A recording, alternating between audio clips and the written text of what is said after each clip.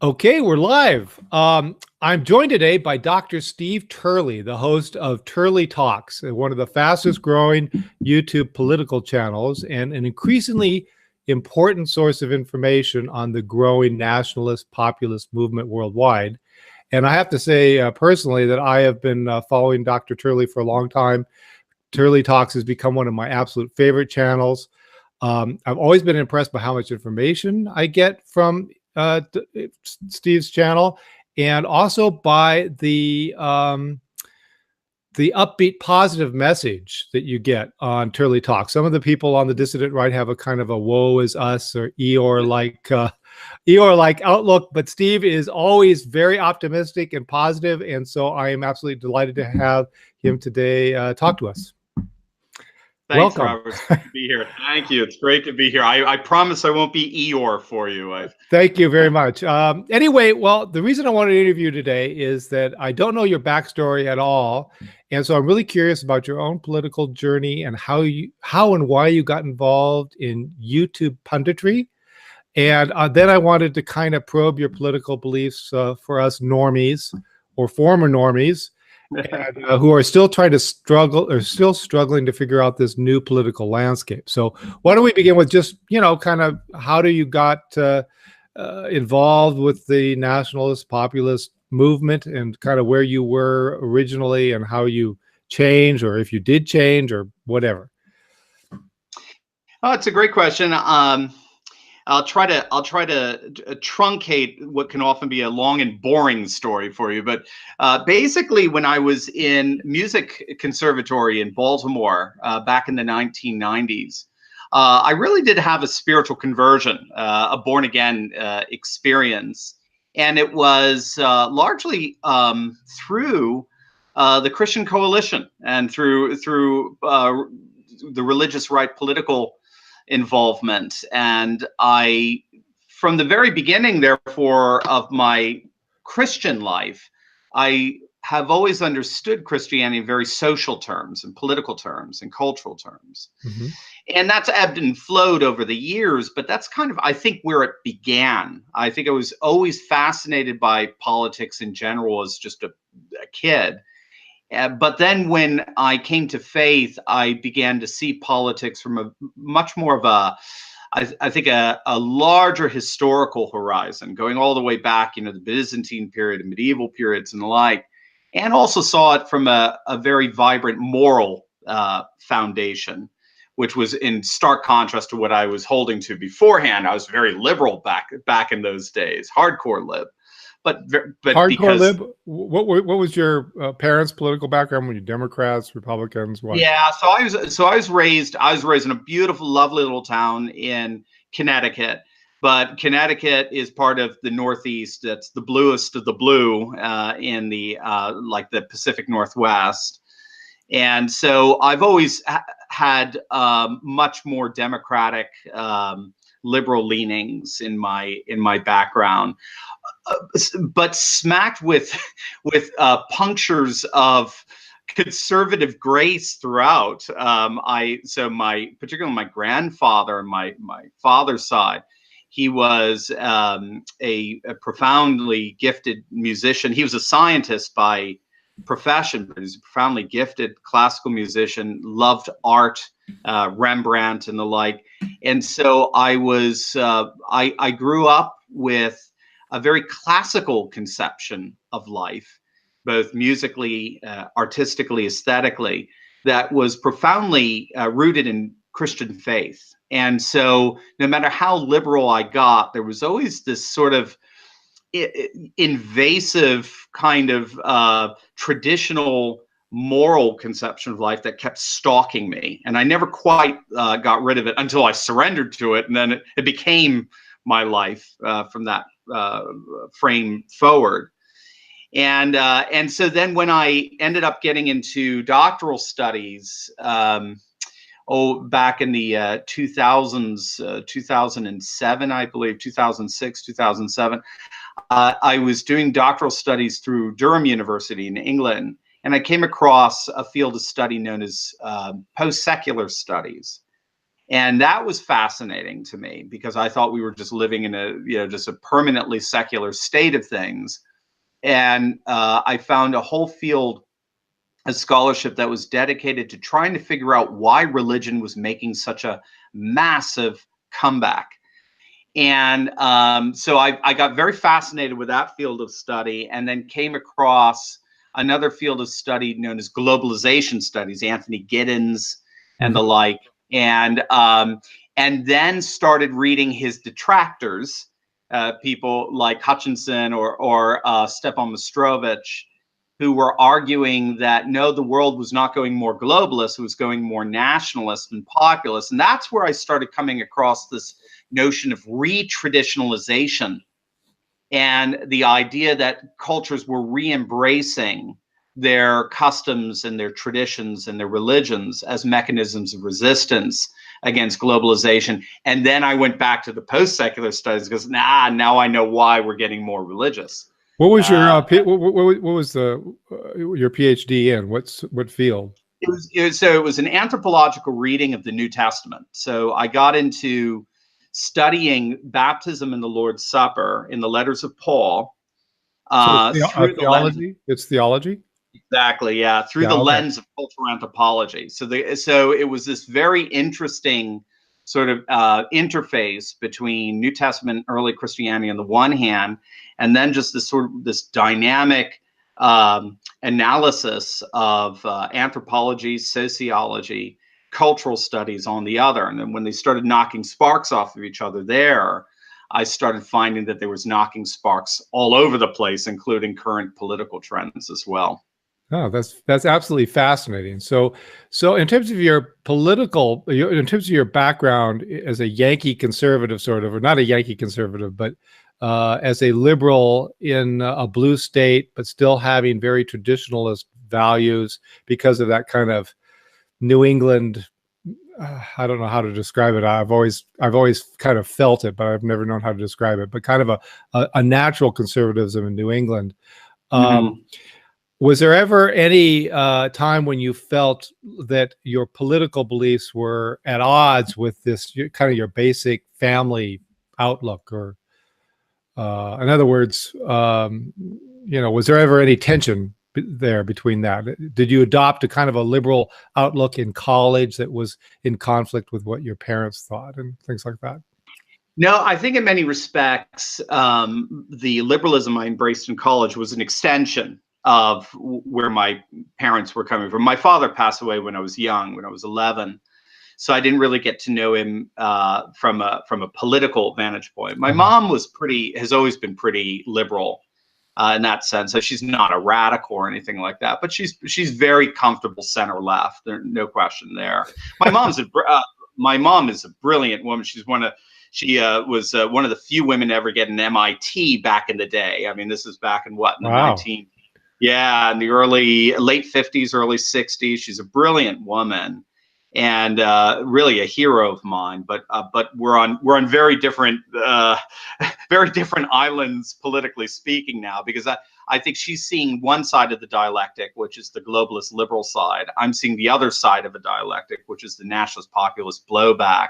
I've camped in that blowback, being the fact that it embraces tradition, whereas her view really sees religion and tradition as irrelevant and not necessary. And so in many respects, when I embraced liberalism in college in a music conservatory among the arts and croissant crowd, as it were, I was really embracing kind of the extension of not only my mom, but indeed the public school that I was going to, many of the teachers there. The first time I ever heard a lecture on why homosexuality was good and beautiful was from a teacher in high school, and then of course I went to a music conservatory, and I ran into a lot of that kind of lifestyle. It's disproportionately represented in the arts, and I just embraced the normalcy of it. And I found anybody who would argue for a traditionalist conception of life just needed to to get their head examined and recognize that the world is evolving, and that a liberal conception of life governed by scientific rationalism on one hand and globalist technology and telecommunication on the other was inevitable. And that's where we're going. And you just might as well make your peace with it, or else forever be on the periphery of society.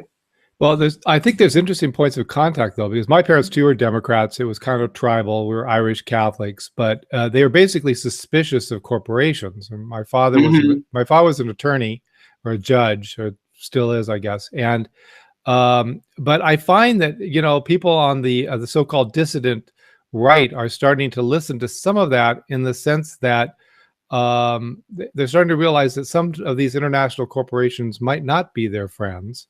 And so after going through this phase of libertarianism that many of us went through as kind of a chemotherapy to overcome the statism that we were raised in, a lot of us are recovering libertarians because we realize that the international corporations don't necessarily have our best interests at heart.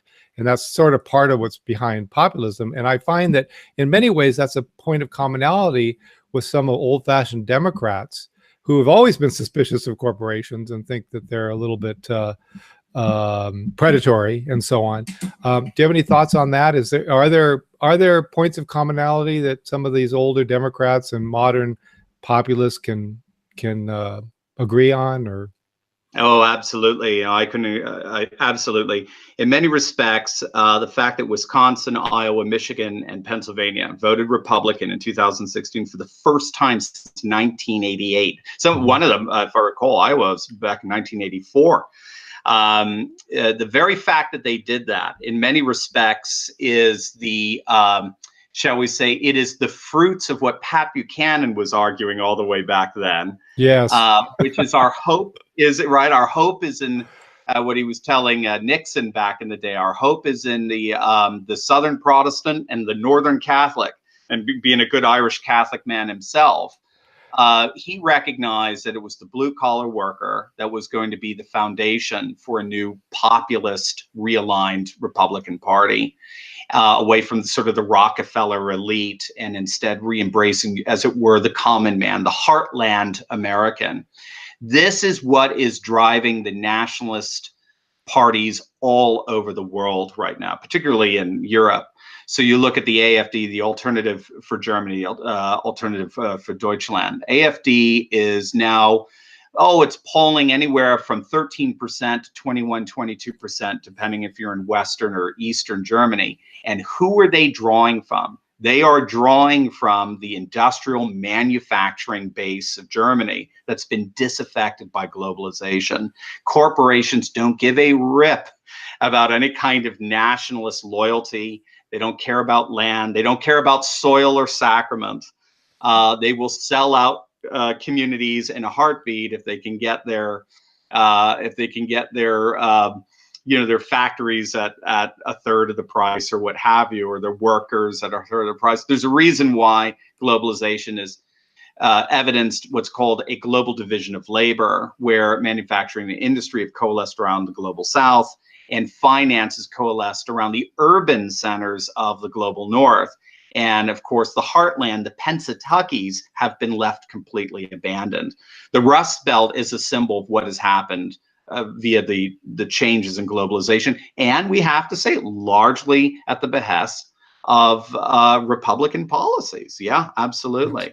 Now, ironically, it's corporatist Democrats who are all for that. And it is Trumpism that's reclaimed the heartland for the Republican Party. So this really, in many respects, is Pat Buchanan's dream come true. He believed that the Reagan Democrats were the future of the Republican Party, and we're seeing a return of them now with Trump. Yeah, it's difficult to untangle all that, because it's hard to get a straight story when you finally realize that you've only heard one side of the debate your entire life, whether it's liberalism or free trade, and from both political parties. And Pat Buchanan was one of the few voices on the dissident right that said, protectionism is actually a good thing. And that was the first and only person I think I ever heard. And I was so fascinated by this radically contrarian idea. I tried to find other people that criticized free trade, and it was very difficult to find Right. any writing on why protectionism and tariffs might actually be a positive thing. It just amazed me, and I started to realize I have really only heard one side of the debate. And is that because the Republican Party and the Democratic Party has embraced this sort of neoliberal globalist outlook after World War II? Yeah, And I think that's exactly it. I think you've got it in the sense what the whole free trade globalistic structure is all about, when all is said and done, is it's a pulling apart of social order from culture. That's kind of the key to understand, I think, what's characterized Western social order from World War II onward, is the pulling apart, the separation of social order, political, economic, demographic, social on the one hand, and culture on the other. And what globalists basically say is that there's a one size fits all, technological, telecommunicative, political, economic system that can then be superimposed on all cultures. yes, And then the culture has to learn to adopt to liberal democracy and free markets and lifestyle values and the like.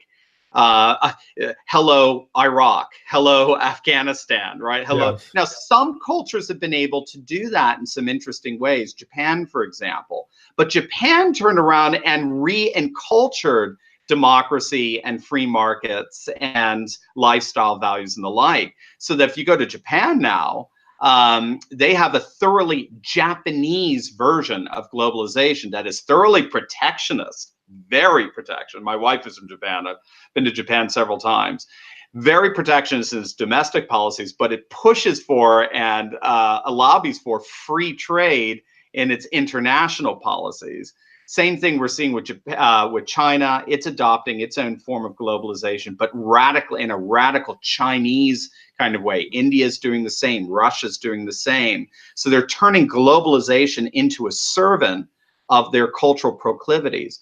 We've been trying to argue since World War II, it should be the opposite. Globalization should redefine cultural proclivities in terms of the economic and political normalcies that the social order brings. And what more and more people are recognizing is this fundamental beginning point where we're going to separate social order from culture. More and more people are recognizing that's a very bizarre culture that does that. In other words, it's simply another form of cultural imperialism being imposed upon everybody else that requires you to supposedly separate social order from culture. And everyone's recognizing, but that's itself a cultural bias. That's itself a value system, and so on. So, and people yes, resent it. They don't really want to give up their cultures, particularly. and that's the blowback. You got it. And that's the blowback. That's the backlash. That's why the right is so popular right now. Yes.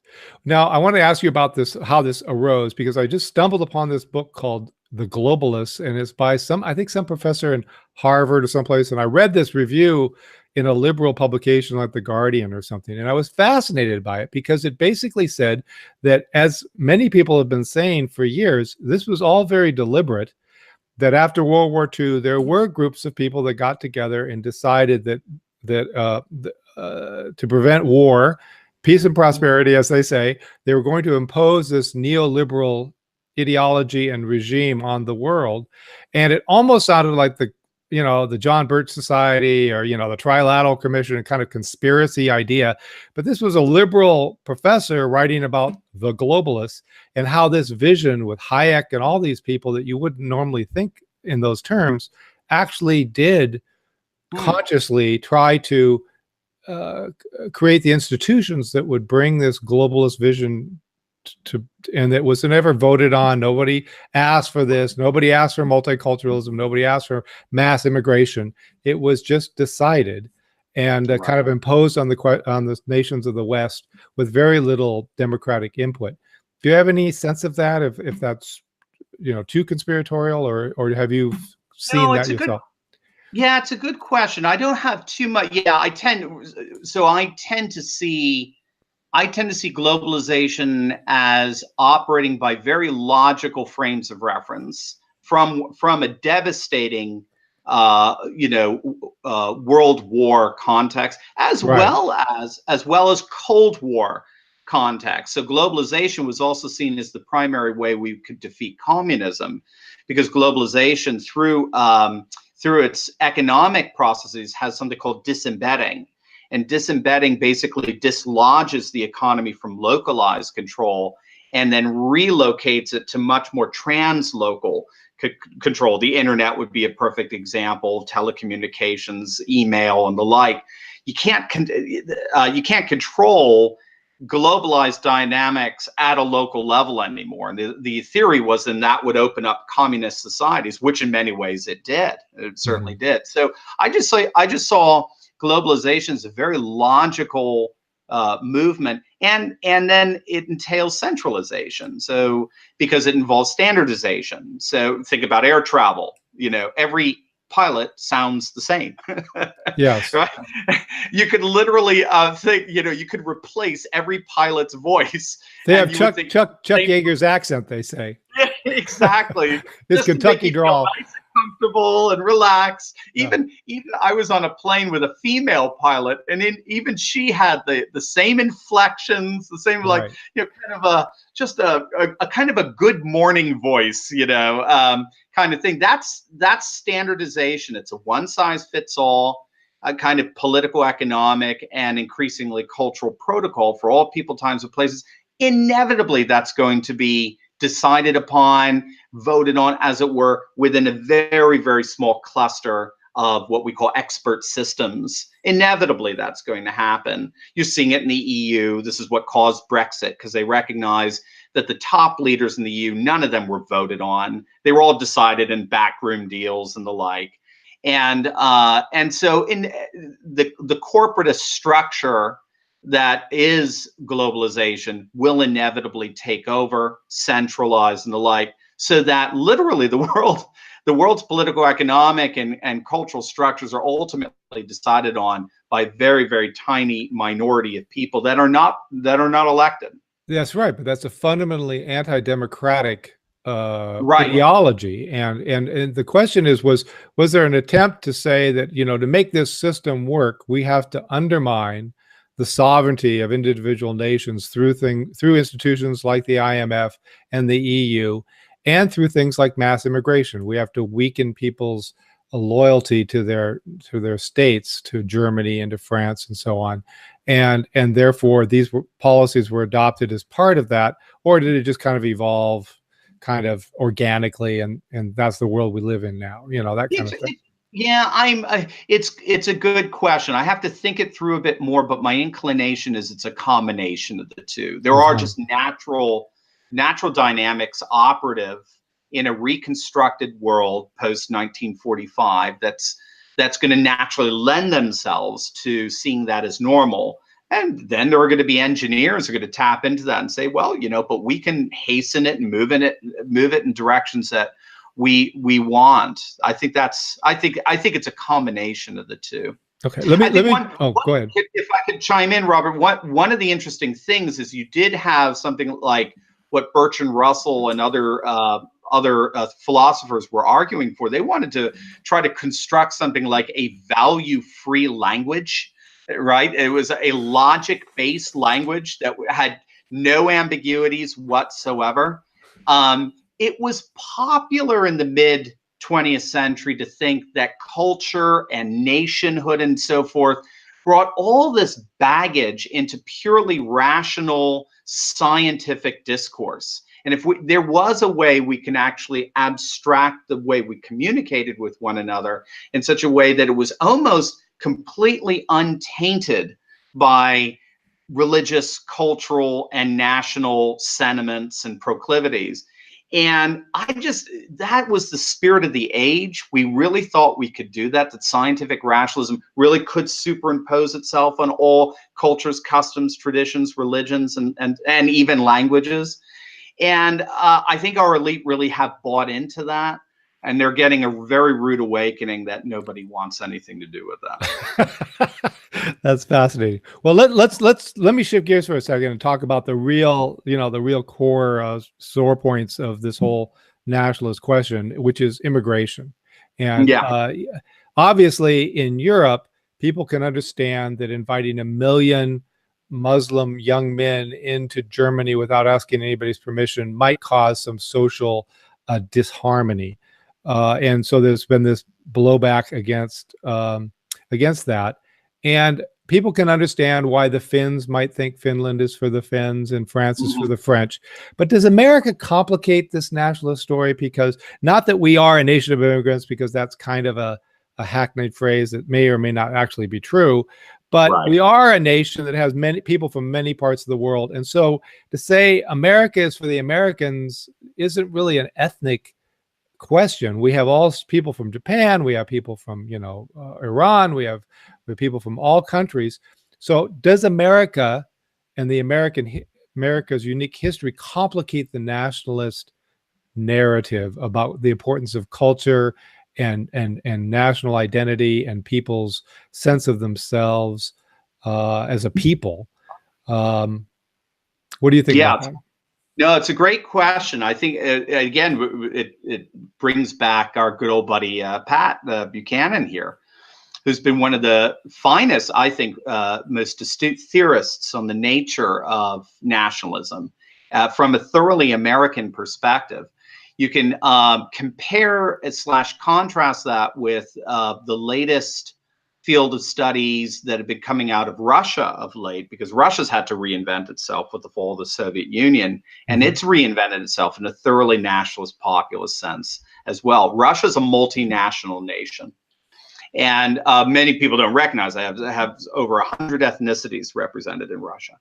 And so in Russia trying to reimagine what is going to hold this nation together, they lost a third of their nation after 1991 in the fall of the Soviet Union. And they could have kept going there. So the question was, how are they going to be held together? And the answer, ironically, was through a revitalized Russian culture that sees itself as Holy Rus, that sees itself as a culture that invites all cultures to participate in it. Or as Putin would say, we are a nation of nations, a multinational nation.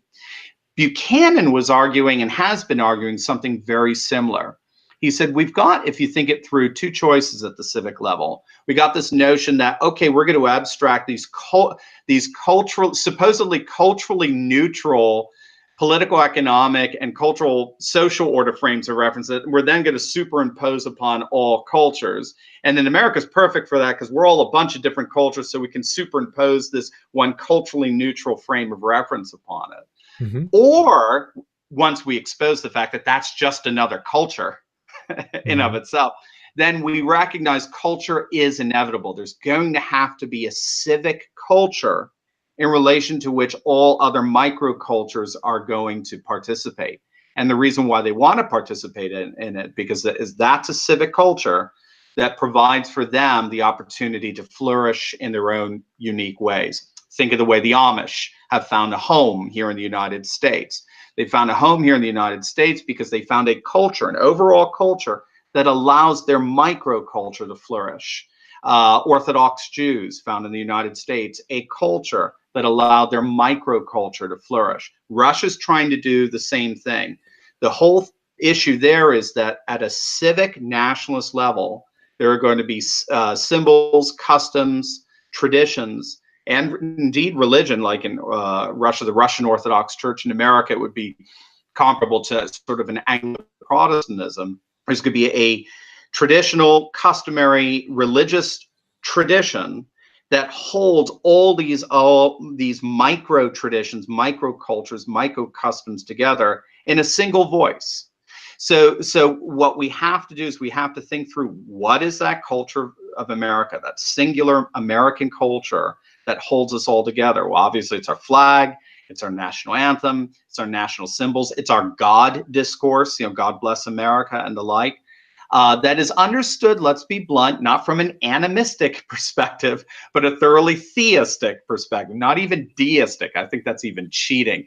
I don't even see the founding fathers as Aristotelian deists. I see they've got too much Christian baggage coming in there. I think that's just cheating. Let's just come out and say it. It's a theism. It's a thoroughgoing theism, but natural law theism. Maybe not 100% Orthodox, but certainly, Right, yeah. exactly. Not 100% Orthodox, but the old saying is ideology is clean, history's bloody. Sure, it's gonna be a bloody Orthodox. Let's put it that way. So, what holds us all together? What holds us all together is a unique and very, I would say, very Protestant Christian conception of America, where all religions have found a place to flourish. I'm Orthodox. I think you're Catholic, aren't you, Robert? Yes. Yes. Yeah. So we find we're not necessarily Anglo Protestants here or anything like that, but yeah, we find that there's so much common ground between conservative Catholicism, conservative Orthodox, and conservative Protestantism. In our conservatism, there's so much common ground that we're able to have a very fruitful nation, a very fruitful social order within a distinctively Anglo-Protestant culture. So you're making a very eloquent and impressive case for civic nationalism, or just good old-fashioned American patriotism that existed for at least a century or more. Right. So what has happened recently, though, is that it appears that common culture has broken down, and now people worry that we have bifurcated into separate antagonistic tribal cultures that really don't share that common vision. And how is that part of what's behind the absolute rage of the left at the election of Trump, that Trump is somehow brought to the fore the fact that we don't share a common culture anymore, at least with a large segment of the population that utterly rejects Judeo-Christian values and utterly rejects the kind of common patriotic inheritance that we've the Boy Scout conservatism of the 50s or whatever, and that's why we're at the state we're at right now. Yeah, you got it. So really we have, and I think again, that's why I find Russia a very interesting counterexample. I think we have two choices where we are right now. With globalization collapsing, whether we like it or not, because modernity has collapsed. Globalization's rooted in modernity. Modernity said there was a one-size-fits-all scientific rationalism that defined politics, economics, and culture for all people's times and places. It's that one-size-fits-all social order that gets put on all cultural systems. That's collapsed. Post-modernity killed it in many respects. So now we value pluralism, but now what are you going to do, right? So if you don't have a very strong civic nationalist vision, then it breaks up into another vision of the right, and that's the ethno-nationalist vision. We're going to the right whether we like it or not. We're going to the right either in civic nationalism, renewed civic nationalism, or we're going to the right in a breaking up and balkanization of ethno-nationalism. The left and its vision of globalist secular modernity is dead. It's just a matter of time before we move in either direction. Ethno-nationalism would be okay for Europe, but it would be a bad idea for America? Or how do you? Well, now that's interesting, because so ethno-nationalism in Europe is it's a spectrum. It's a real spectrum. So Sweden, for example, is an extremely multicultural society in many respects, yet nevertheless still held together by a thoroughly sort of Swedish culture, right? A distinctively ethno-Swedish culture that nevertheless can be, for lack of a better term, abstracted or stretched out to include other cultures. Whereas in the Balkans, it was Serbia or not, Serbia or death, Croatia or death, Bosnia Herzegovina or death, they just couldn't live together anymore. There was no longer Yugoslavian umbrella that was able to hold everyone together. So ethno-nationalism is, there's a spectrum to it. What we're finding here in the States is that it's a sort of a take no prisoners, winner take all kind of approach. I like to tell people, I know it's a bit of a paradigm shift, but I would argue that Black Lives Matter is more alt-right than Richard Spencer. Well, anybody who saw what is it? What was the movie about Wakanda? Black Panther. Oh yeah, sure, People often made that case. You got it. It is more alt-right than Richard Spencer. This whole notion that cultural Marxists, yes, they are, but cultural Marxism isn't going to hold all these different ethno fidelities together. Eventually, they're going to say, wait a minute, I want to rule. I want my own king for my own people kind of thing. That's inevitably going to happen. You're already seeing it in the universities, where Right. students are demanding Black-only dorms. And we're starting to see segregation getting put back, but in the name of cultural Marxist social justice. That cultural Marxism is as dead as modernity. What's happening is it's the rise of ethno-nationalism. That's the way you have to see. The media won't report it that way, but that's to me, that's what's happening. So our country, I believe, is really at a crossroads. Are we going to be able to hold together our nation through a renewed civic nationalism that I think Trump is just the beginning of? We're going to see other attempts at it in the future. Or are we going to balkanize, and are we going to break up around ethno-nationalisms? To my knowledge, those are the only two choices that we're seeing. We're seeing that in Europe, we're seeing that in Asia, and we're going to be seeing it here in the United States. Well, but in Europe, I mean, you could say that, okay, Hungary for the Hungarians, they're going to keep people from mass immigration, they're going to limit mass immigration. That kind of makes sense in a way. In a non-racist sort of way. They simply can say, France is for the French and Finland is for the Finns, and that intuitively makes sense. In America, on the other hand, the balkanization of America into ethnic groups feels much more racist and impractical. So I don't see how that would work here. So I could see how people on the right could support a kind of ethno-nationalism in Europe, in the sense that, that they're all for the National Front in France, but be opposed to it in the United States and be more for a civic nationalism in the United States, because we really are, for either by design or by chance or for good or for evil, a multicultural country, and we have no choice but to live together. I mean, there's Right. And yeah, keep in mind, when I say we're going to if we don't go with the civic nationalism, we end up balkanizing. No, I see in effect the death of the United States at that point. We're going into a new experiment at that point. It lasted its 230 years and now it's done. Yeah, don't get me wrong. I don't see us still being America with a white state and a black state and a Asian state and Latino. No. That you'll have Mexifornia, it'll fall apart. And that's what, I mean, again, some Russian theorists have been arguing that eventually America is going to break up into 5 different sovereign nations. We'll see. I don't know. We're far off from that, but we are seeing some ripplings there. Keep in mind, too, what's also interesting is even if you have a thoroughgoing ethno-nationalist state, like, say, for example, Japan, you still have a form of civic nationalism within there. Some family is going to have to be the aristocrats there. So some sliver of the race is going to kind of form its own micro race in terms of the hierarchy structures. It's very interesting. So Okinawans, for example, in Japan, can often be considered you're not truly Japanese, or the Tinkers in Ireland. Well, you're not truly Irish. So you even have this strange kind of civic form of nationalism within ethno boundaries. It's really interesting. But they have, I mean, Ireland is very Irish, and as you say, Japan is civic nationalist, but it's also very anti-immigration. It's very ethno-nationalist as well. So, okay, we only have a couple minutes left. I want to ask you about the elections and what's coming, and practically, and where does your optimism come from? You have such a cheery disposition. This is if we're going to the right, and I agree with you totally, and it's a question of, are we going to be civic nationalists or ethno-nationalists? That seems a somewhat chaotic future. Yet you seem very cheerful. So where does your optimism come from, and where do you see us in the next couple of years after the rest of Trump's first term going into 2020? What are we going to see, do you think? Well, so in that order. So, well, first and foremost, my optimism is God is in control. I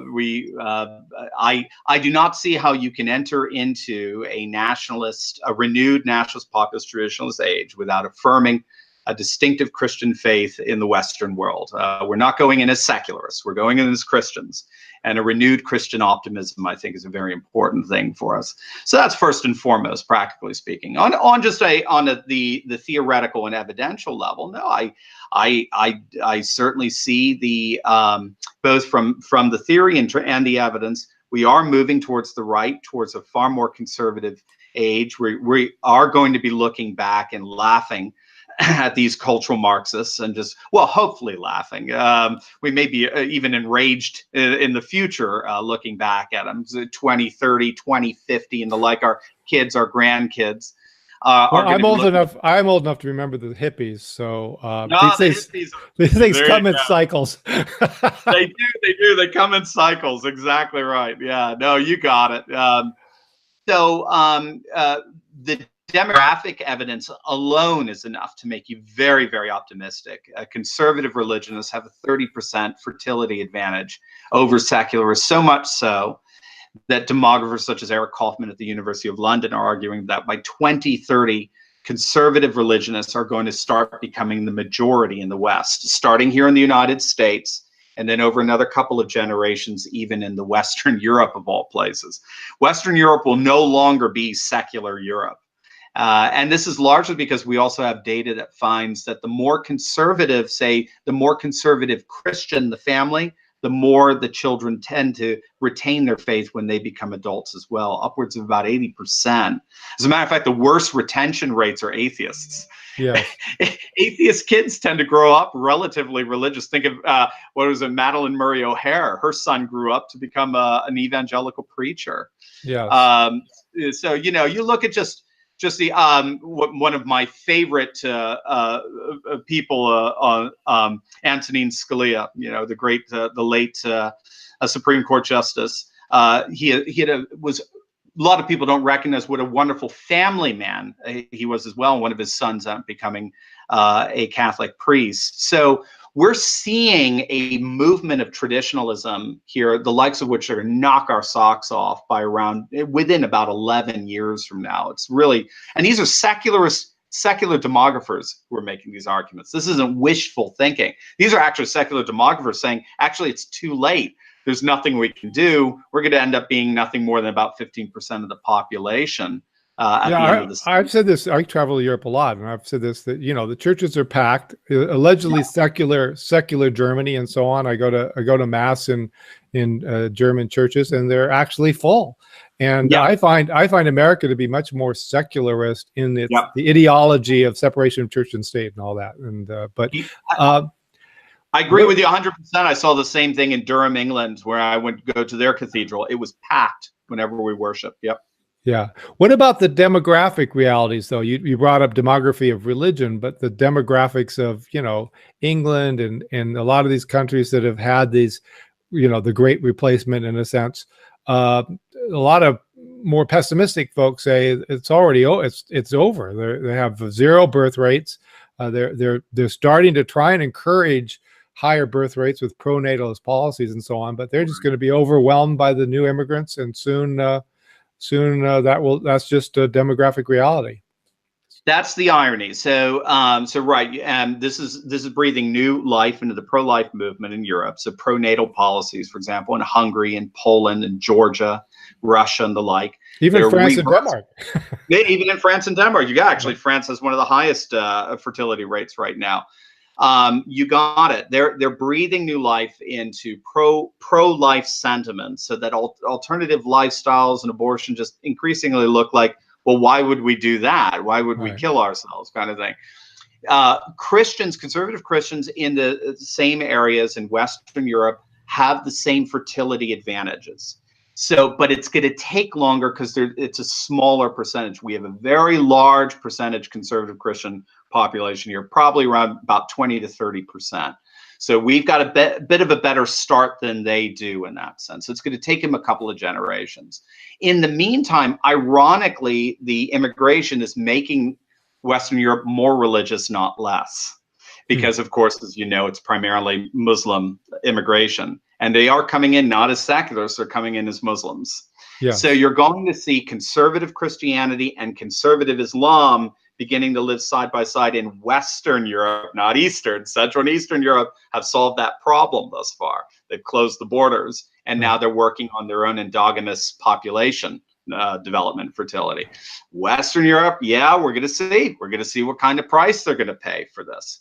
But make no mistake, Western Europe 100 years from now will be radically more religious than it is today in that sense. So hopefully favoring the Christian side. That's what we're hoping for because of the demographic fertility advantage. In terms of what's going to happen with Trump and so forth, again, I see Trump as part of nationalist, populist, and traditionalist frames of reference that are not going away. They're growing. They're getting stronger. I think you even start to see them in the Democrat party, like what we're seeing happening in the left-leaning parties in Europe. They're all starting to adopt a pro-border enforcement, anti-immigration policy, some kind of welfare chauvinism. If you're going to be collecting state benefits, you're going to have to be a citizen, that kind of stuff. That's the left talking, particularly like you mentioned in Denmark. I think we're going to start seeing the same thing here. It's just a matter of time. The question is, how frustrated are we going to be to get there? We could see a Pelosi on Tuesday. It's the House is on a knife's edge. We'll see. I'll be doing some posting that night as we're just seeing the returns come in. Senate looks pretty safe. That's that's at least what most are all saying. Trump's popularity is as strong as ever, which is interestingly enough. He's not taken a George Bush hit yet, getting into the low 30s or high 20s in the approval rating. He's still very solidly in the high 40s. So, and I think he'll stay there because I think he's got a new coalition that's very strong, that's very pro-Trump. The more he gets attacked, the stronger they support him. So that's where outside threats end up creating inside solidarity, as it were. I think we're going to continue to see that. I don't think he'll have a problem winning in 2020. He just has the magic of incumbency. You know, we tend to like our presidents for 2 terms, unless they're Jimmy Carter and George Bush Sr. We got rid of those 2, but Yes. I mean, you could count them literally. I think they're the only 2 since 1960 that didn't make it to a second term. So I don't think he'll have a problem there. So we're going to have to really and then Republicans tend to have a tremendous advantage, especially at midterms with Congress and congressional districts, if they can maintain that nationalist populism. If they maintain it, then I think we're going to see a whole new paradigm shift in the very near future. If they don't, if they want to play Paul Ryan wussiness, if they want to still play globalist and neocon, they're going to go the way of George W. Bush, and they'll get voted out. Well, on that happy note, I'd like to bring this to a close. Thank you very much for taking an entire hour to answer all these questions. And it's my pleasure. It's been very interesting. And again, I stress that we really do need voices of hope, and yours is one of the best. And you're on every day, right? Or is it twice a day? Yeah, twice a day. Try to so, Monday through Friday.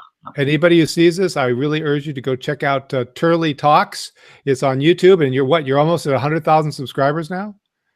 Yeah, we just hit 80,000 this morning, actually. 80,000 really cool. in what, a year or 2 or something? I mean, let's see, we've actually it's been 2 years. No, wait a minute. Yeah, 2 years as of the November 1st. I started putting regular videos up the week before the election of Donald Trump, and I predicted he would win.